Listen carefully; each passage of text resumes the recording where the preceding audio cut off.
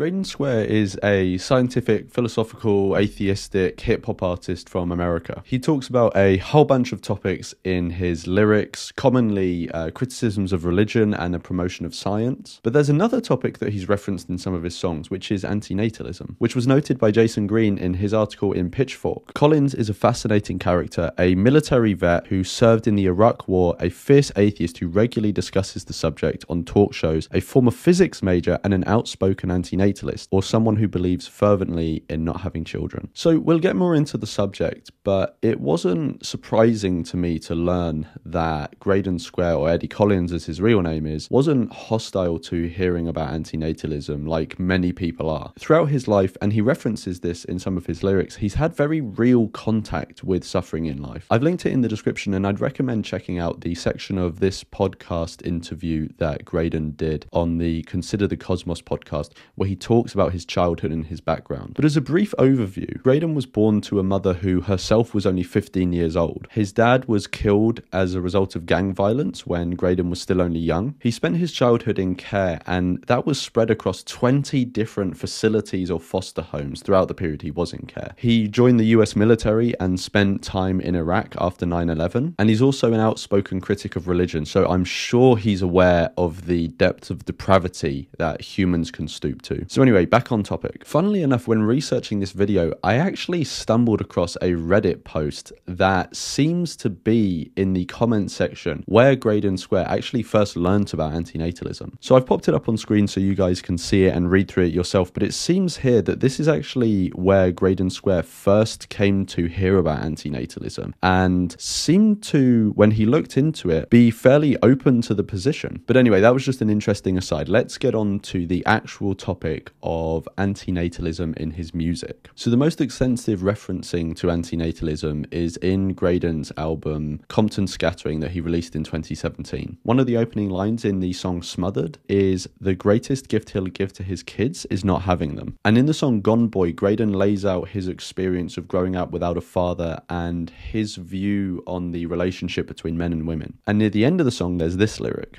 "Then I discovered antinatalism, started to pay attention to everything within this strained existence." Now, I don't have commentary to say on these two references to antinatalism because they are only two brief references to antinatalism in his songs. The main song I wanted to draw your attention to is his song on the same album, If I Had a Choice, which is explicitly and entirely about antinatalism. I'm not going to go through the lyrics line by line of this song and talk about the messaging in it because I hope to do another video about that, which I will link in the description and put in the end cards of this video when it's available. But I am going to show the lyrics up on screen so that you can look through them, because in my view this is an extremely well written and eloquent lyric that lays out the case and the reasons for not creating someone, and it's one of my favourite songs of Greydon's.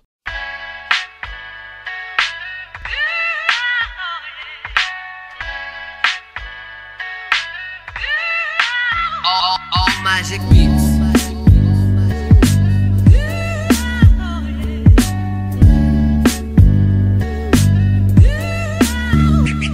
What right do I have to impose the skyscraper dizzy and highs and brutal lows? What kind of qualifications or expertise do I hold to create a life? I'm an orphan, eating from that plate doesn't taste right. It's not as important as the whole prevention of suffering. What if that was the goal? Not to inflict this upon other beings. It's kinda cold, but let's consider this. Either you predator or prey, still the amount of death that you face is ridiculous. Some people wander around and wonder why us? Why would I ever inflict this on something I love? A lethal blip, just to engage in an ego trip in which evil exists and where nature needs no assist. Say we opted out, be life going its own way, never creating it to suffer, knowing it goes away.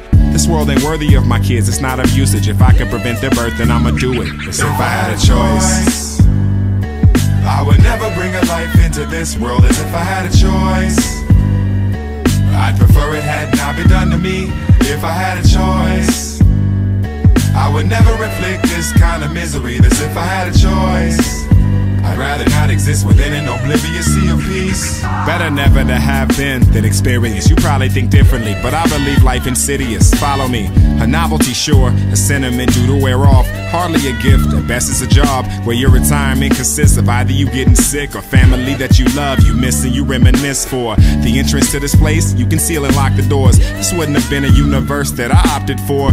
The inherent entropy outweighs the time and worth. I like to see you try and justify the crime of birth. Protest my life but not creating any.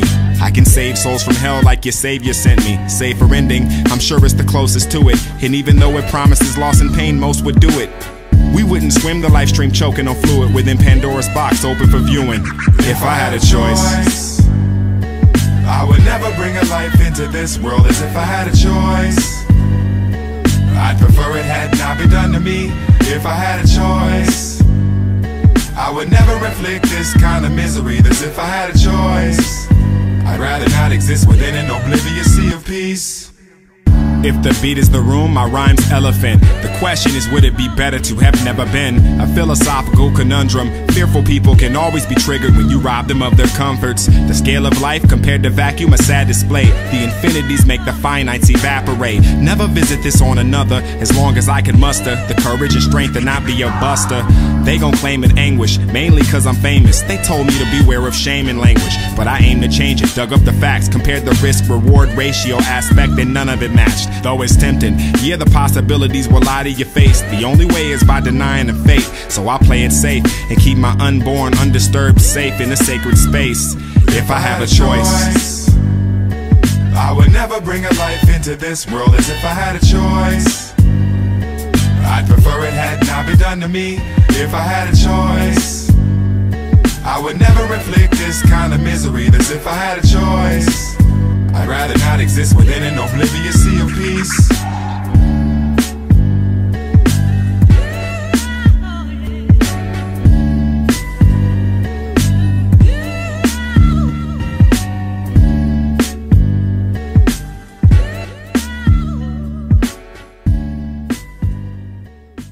Again, I will be doing a video specifically on that, so look out for that one. And recently, I actually had a brief exchange with Greydon on social media. Because I'm making this video and I thought he may be contactable, I thought I might as well just reach out to him and ask. Because Compton Scattering was in 2017, and personally, I might have missed them, but I haven't seen any references to antinatalism in his songs since. And he does move in circles that are very transhumanist, which tends to be quite pro-natalist. I wanted to just check in and see what his current views are. And to keep it general, he has no plans to have biological children in the future, but he's unsure as to whether he would publicly and openly use the term antinatalist to describe himself. So in conclusion, I think it's uncertain as to whether Greydon Square himself is still an antinatalist, but it seems clear to me that at least the time of releasing Compton Scattering or putting it together, he was an antinatalist. And I'm glad that he was, because I think If I Had a Choice is one of the best songs put together about antinatalism, and it really eloquently lays out the reasons for not creating someone. And also, it's just a really good song. Anyway, that was just a very brief one. Let me know if you have any thoughts on Greydon's references to antinatalism in his work, and I will see you in the next one.